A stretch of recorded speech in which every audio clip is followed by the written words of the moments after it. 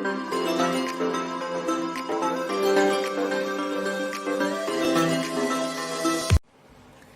Guys, welcome back to last moment tuitions. मेरा नाम है ध्रुवी और आज हम पढ़ेंगे types of resistors and its fabrication types. Last time हमने पढ़ा कि रेसिस्टर्स क्या होते हैं, commercially available and most used resistors क्या होते हैं, कलर कोडिंग पढ़ा। तो अब हम देखेंगे what are the different types of resistors that are available. So there are two types of resistors. First is linear resistor and the other is non linear resistor. अभी linear में we have two categories, that is fixed resistors and variable resistors.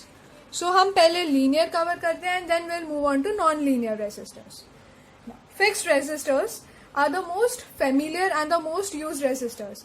Now उसके नाम से ही पता चल रहा है कि वो रेसिस्टर की वैल्यू फिक्स्ड रहेगी, यानी कि it offers a fixed amount of resistance. Example, हमने 100 ओम का रेसिस्टर ले लिया या 1 किलो ओम का रेसिस्टर ले लिया, तो इस वैल्यू को हम बाद में चेंज नहीं कर पाएंगे। Now what are the fabrication methods, किस तरीके से हम फिक्स्ड रेसिस्टर्स बना सकते हैं, अब वो देखते हैं। First method is called as carbon composition resistor. Now इसमें होता क्या है, ये फैब्रिकेशन प्रोसेस में हो रहा क्या है। It is manufactured from graphite and non conducting ceramic powder. Now इसमें जो कंपाउंड होगा वो होगा ग्रेफाइट और नॉन कंडक्टिंग सिरेमिक पाउडर का। अब हमें रेसिस्टर का वैल्यू कैसे पता चलेगा, the ratio of the two decides the value of the resistor. यानी कि अगर हमने ग्रेफाइट टू सिरेमिक पाउडर का वैल्यू चेंज किया तो हमारा रेसिस्टर का वैल्यू चेंज होगा। अगर हमें 100 ओम का चाहिए तो पर्टिकुलर रेसिस्टर का जो रेशियो होगा वो अलग होगा, एंड 1 किलो ओम का चाहिए तो उसका रेशियो अलग होगा। नाउ ये किसके लिए यूज किया जाता है, तो लो टू मीडियम पावर के लिए, यानी कि इसका पावर होगा लो टू मीडियम। नेक्स्ट हम देखेंगे कि ये कॉमनली यूज है, जैसे कि मैंने कहा, प्लस वो चीप भी है। So this is an advantage over it. Now normal जो वैल्यूज रहती है वो रेंज करेंगे from 1 ohm to 20 mega ohms, and इसकी पावर रेटिंग जो होगी वो होगी अप्रोक्सीमेटली 0.1 या फिर 0.125 या इसके मल्टीपल्स, यानी कि 0.25, 0.5, 1 और 2 वॉट्स की पावर रेटिंग देगा। Now next type of resistor is called as wire wound resistor. Now as the name suggests कि wire होगा, right? So wrapping around a resistive wire by rod, यानी कि यहाँ पर हम जो वायर लेंगे वो अलग मटेरियल का हो सकता है एंड हम उसे रॉड पे डाल रहे हैं। एग्जाम्पल, टंगस्टन हो सकता है, that is wire could be made of tungsten, या फिर निक्रोम, और you can say it could be of manganese. ठीक है, so these are the wire wound resistor. अब नेक्स्ट है carbon film resistor. Now it is a resistor in which a thin film of carbon is deposited onto an insulate substrate and then cut into a spiral body। भाई इसका मतलब क्या है, यानी कि हमारे पास एक सबस्ट्रेट होगा और उसके ऊपर a thin film of carbon हम डिपॉजिट करेंगे एंड फिर उसको कट करेंगे। That is called as carbon film resistor. उसके नाम से ही पता चल रहा है कि सबस्ट्रेट के ऊपर कार्बन को डिपॉजिट किया जाएगा। Now what happens here is, इसका रेजिस्टेंस वैल्यू कैसे कंट्रोल करेंगे, by varying the proportion of carbon to insulator. जैसे कि हमने लास्ट इसमें भी देखा, यानी कि कार्बन कंपोजिशन में, वैसे ही इसमें carbon to insulator proportion vary करेंगे तो रेजिस्टेंस वैल्यू चेंज होगा। यानी कि डिफरेंट टाइप्स ऑफ रेजिस्टर्स मिलेंगे जिनकी वैल्यू फिक्स्ड तो होगी पर डिफरेंट वैल्यूज अवेलेबल होंगे हमारे पास। नेक्स्ट इज दैट कितना कार्बन हमें कितना रेजिस्टेंस देगा, यानी कि more carbon gives us less amount of resistance. Okay, यानी कि जितना ज्यादा कार्बन होगा उतना लेस रेजिस्टेंस मिलेगा, while more insulating material will give greater resistances। So अगर ज्यादा insulating material हुआ तो हमें जो रेजिस्टेंस मिलेगा वो होगा हाई। ठीक है, so this is about the ratio and कैसे हमारा रेजिस्टर का वैल्यू ज्यादा या कम हो सकता है। अब एक और पॉइंट है, that is advantage over carbon composition, जो हमने पहले पढ़ा। करेक्ट, तो इसका एडवांटेज क्या है उसके ऊपर, first is that less sensitivity to temperature.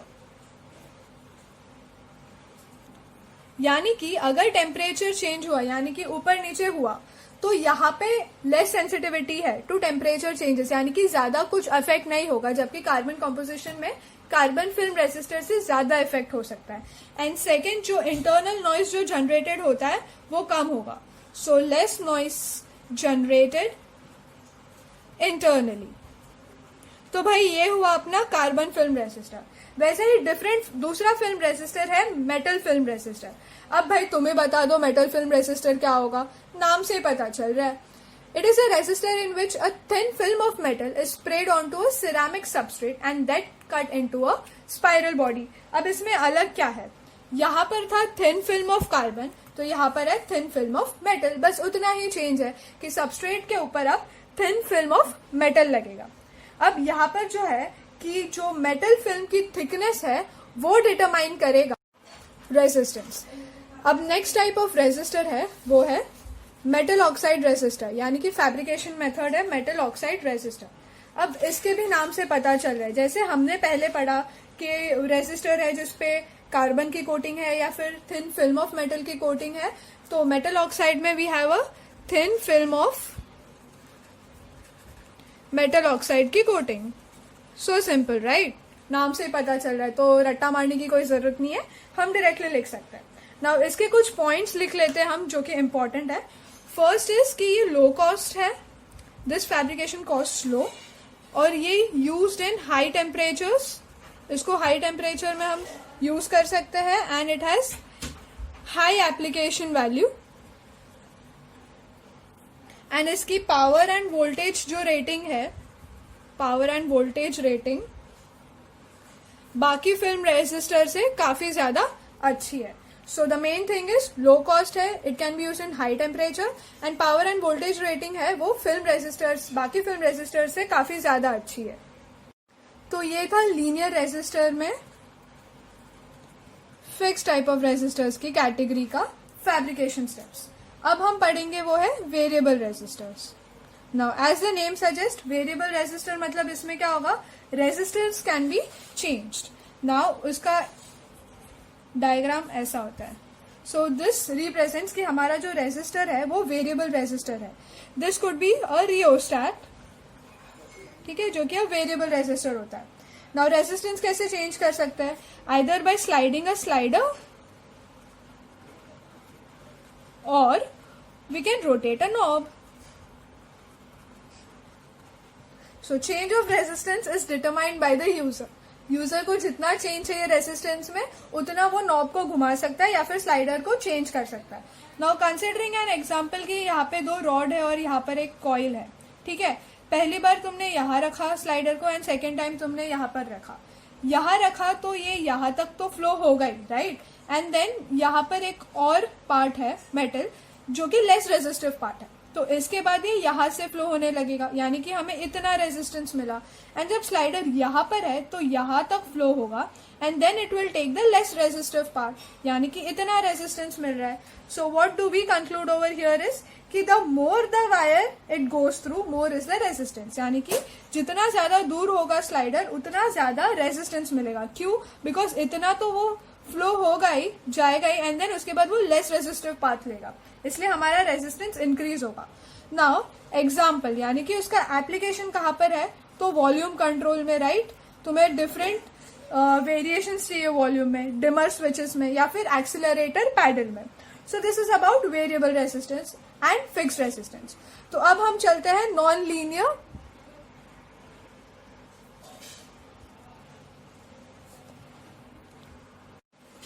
Non linear के बेसिकली 3-4 टाइप्स हैं। Important are thermistors, varistor and LDR. LDR यानी कि लाइट डिपेंडेंट रेजिस्टर्स।